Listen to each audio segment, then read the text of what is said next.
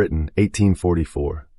One factory bell divides a city into 4 completely different lives. At the bottom, you spend 12 dangerous hours beside the machines for barely enough bread to return tomorrow. As a skilled worker, your hands earn better pay and slightly more control. As a mill owner, those same machines turn smoke into profit, status, and political influence. Above everyone, the landed aristocracy still holds the estates, the votes, and the oldest power. This is your life in the Industrial Revolution, at every class. All 4 lives unfold within a few miles of one another, but almost nothing about them feels shared. The street where you wake, the clothes on your back, the food at your table, and even the age at which childhood ends, all depend on where you begin. Class is not a neat staircase, and every group contains exceptions, but money, skill, property, and family connections place heavy limits around your choices. So imagine the bell has just rung and begin with the life lived closest to its sound. You are born into a laboring family in a fast-growing industrial town, where rows of houses appear almost as quickly as factory chimneys. Your home is a cramped rented room or a small back-to-back house built cheaply beside workshops, yards, and smoking mills. Water comes from a shared pump. The privy is outside, and waste collects faster than the town can remove it. If your family survives on irregular wages, you may begin earning in a mill, mine, workshop, or brickyard while still young. By 1844, Parliament has limited the hours of children and young people in textile factories, and women and young people are not supposed to work beyond 12 hours a day. But laws on paper depend on inspectors, records, and employers willing to obey them, while adult men receive no general 10-hour protection yet. You enter the mill before sunrise in rough trousers, a collarless shirt, a worn waistcoat, and heavy boots repaired as many times as the leather allows. Inside, belts turn overhead, shafts spin, and rows of machines create a continuous wall of noise. Your task may be simple, but it is never casual. Feed the machine, clear the waste, watch the thread, and keep pace. A moment of fatigue can catch cloth, hair, a sleeve, or a hand before the machinery stops. Cotton dust settles in your throat, oil darkens your clothes, and the heat that protects the thread makes the room harder to breathe. The clock belongs to the owner, so arriving late can mean a fine, and damaged material can be deducted from wages you already need. Bread, potatoes, oatmeal, rent, coal, candles, and soap consume most of it before you can imagine saving. Meat is occasional, tea is stretched, and a rise in the price of bread can turn a difficult week into hunger. If work is available, you endure the hours. If orders fall, the mill can shorten your week or dismiss you with almost no warning. Illness creates the cruelest calculation because staying home protects your body while removing the money that buys food. After the shift, the street offers a different kind of life. Neighbors share news, small debts, childcare, food, and sometimes a room. The public house, chapel, market, and friendly society can provide company and help that no national welfare system supplies. Trade societies collect subscriptions, workers stop the machines, and Chartist meetings demand political rights for ordinary men. The People's Charter calls for votes, secret ballots, and a parliament less controlled by property. Yet joining a strike can cost your job, and public protests can bring police, soldiers, arrest, or blacklisting. Your greatest fear is simpler. One injury, one fever, or one empty order book can push the whole household into debt, the pawn shop, or the workhouse. Industrial Britain needs your labor every morning, but it offers almost no protection when your labor fails. Now begin again, this time with a skill that cannot be learned in a single afternoon. Your childhood may still include work, but an apprenticeship or years beside an experienced hand teach you judgment as well as movement. You learn how iron sounds before it cracks, how a machine pulls when it is misaligned, and how to repair the part that an untrained worker can only replace. Your wage is often higher and more regular than an unskilled laborer's, although recession, illness, and new machinery can still erase the advantage. You arrive in a better shirt beneath a work apron or fitted jacket, carrying tools that represent years of practice and a serious investment. On the floor, you receive more independence because costly machinery and difficult repairs cannot be trusted to everyone. You may set the pace for assistants, train apprentices, inspect finished work, or become a foreman between labor and management. The owner expects discipline from you, while the people beside you expect loyalty when wages are cut or conditions become dangerous. You may rent a small terraced house with 2 usable rooms downstairs, separate beds upstairs, sturdier furniture, and a few objects chosen for comfort rather than survival. A clock, books, framed print, or good Sunday clothes announce that your household is respectable, even when money remains tight. Literacy widens your world through newspapers, technical manuals, radical pamphlets, and evening lectures. In a mechanics institute or reading room, you encounter inventions, arguments, and people who believe improvement can be organized. You may support Chartism, a trade union, religious reform, or the idea that sober education proves working people deserve the vote. But respectability does not guarantee political power, because the 1832 Reform Act still leaves most working men outside the electorate. If you invent a useful device, save capital, find a partner, and survive several bad years, you might open a small shop and employ others. If your trade is displaced, your eyesight weakens, or your hands are damaged, you can fall toward unskilled work just as quickly. Your life, therefore, revolves around independence, possession of your tools, command of your craft, and the right to be treated as more than a pair of arms. The factory age gives your expertise new value, but it also creates machines designed to make expertise cheaper. Begin a third time with property, education, or access to credit, and the factory bell changes meaning again. You may own a mill, manage one for investors, trade cotton, lend money, practice law, or sell the goods that industry pours into the market. Your morning begins in a clean dark coat, waistcoat, cravat, and polished boots, not beside the looms, but in the counting house overlooking them.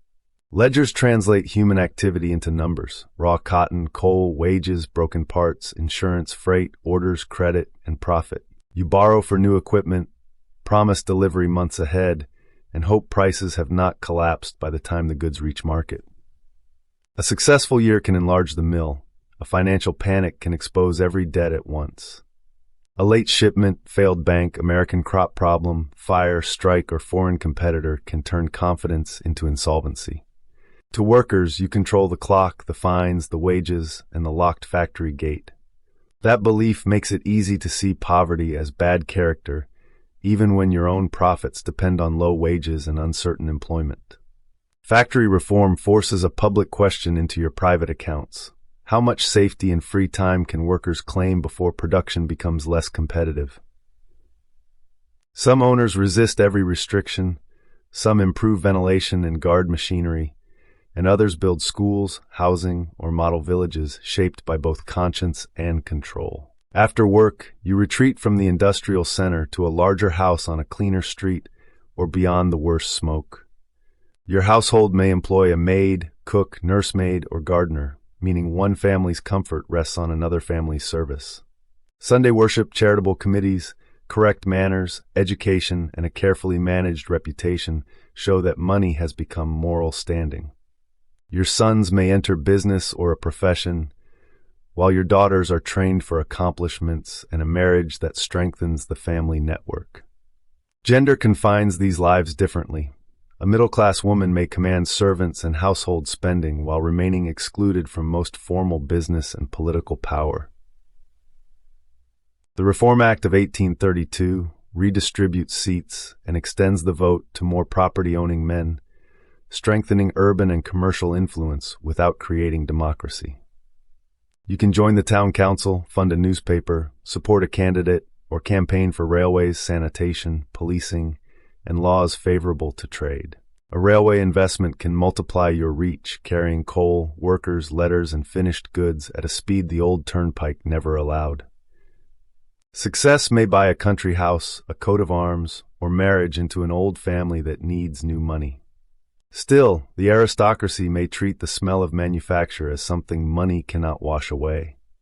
You possess the age's newest power, the ability to convert invention, credit, and organized labor into a fortune.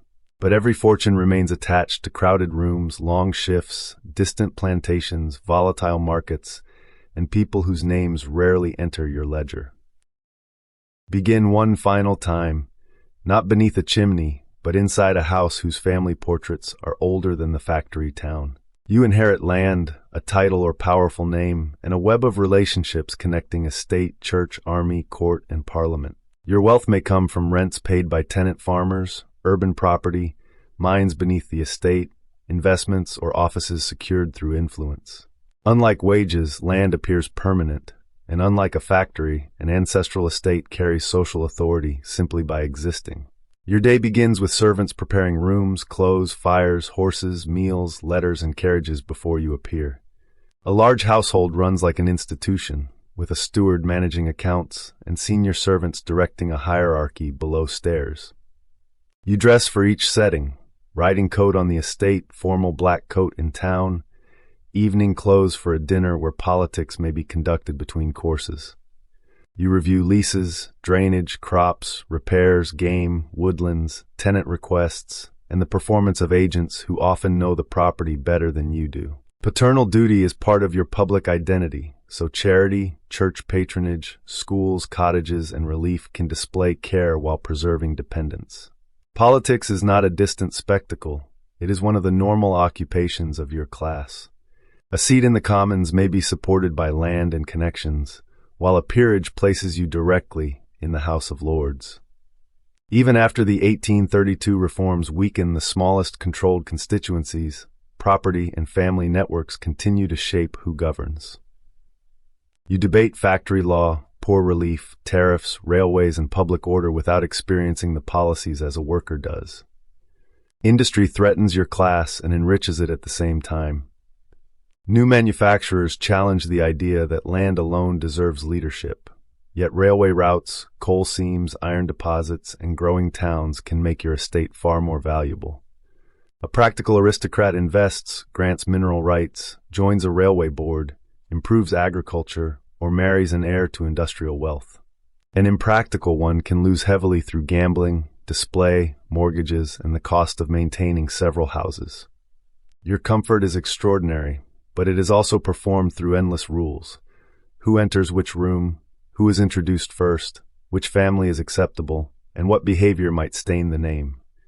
Marriage can be affection, but it is also property strategy, political alliance, and inheritance planning. Your sons inherit different expectations according to birth order, while your daughters carry status into other families, but possess far less direct control over property and public life. Below the ceremony, servants make aristocratic privacy possible by remaining constantly present and socially invisible. Beyond the gates, tenants and laborers maintain the landscape that visitors praise as natural. You may never enter a spinning room, yet the Industrial Revolution reaches your dining table through investments, taxes, politics, servants, consumer goods, and the smoke on the horizon.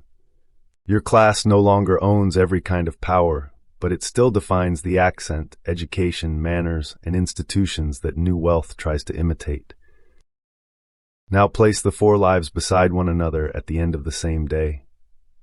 The laborer returns with an exhausted body and wages already promised to rent and food. The skilled worker cleans valuable tools, proud of an independence that injury or innovation could still remove.